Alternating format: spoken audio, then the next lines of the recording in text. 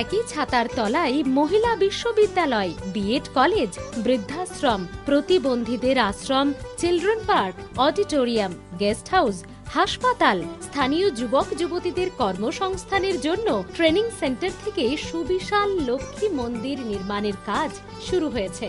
না, কোনো সরকারি উদ্যোগ নয়, কিংবা শুধু মোটা রোজগারের জন্য বেসরকারি বিনিয়োগও নয়, শুধুমাত্র সাধারণ মানুষের উন্নয়নের জন্য এই উদ্যোগ নিয়েছে স্বেচ্ছাসেবী প্রতিষ্ঠান আগরওয়াল সমাজ।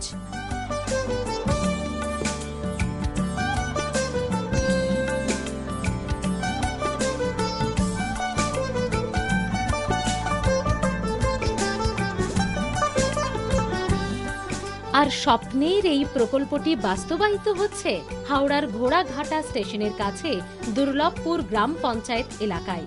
৩০০ বিঘা জমির উপর গড়ে উঠছে এই প্রকল্প। ৩০০ বিঘা এই জমির মধ্যে ১০০ বিঘা জমি দান করেছেন বিশিষ্ট শিল্পপতি প্রহ্লাদ রায় গোয়েঙ্কা। শুধু জমি দানই নয়, বিএড কলেজ, অডিটোরিয়াম, গেস্ট হাউসও তৈরির দায়িত্ব নিয়েছে ওঙ্কার গ্রুপ।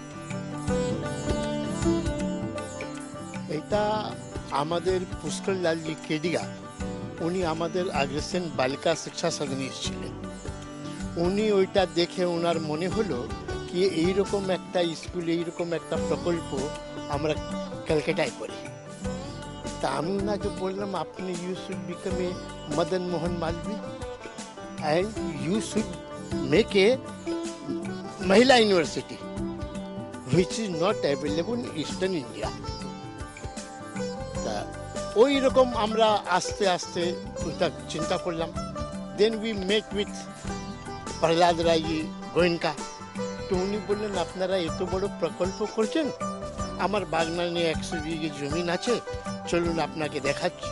তো ওই ১০০ বিঘে জমিন আমরা নিয়ে নিলাম।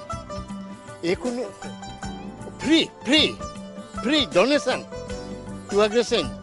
এইটা পুরো ইস্টার্ন ইন্ডিয়াতে এত বড় জমিন একজন লোক কোনো প্রতিষ্ঠানকে দিয়েছে সামাজিক আগ্রাসন সমাজে, আমার জানা নেই।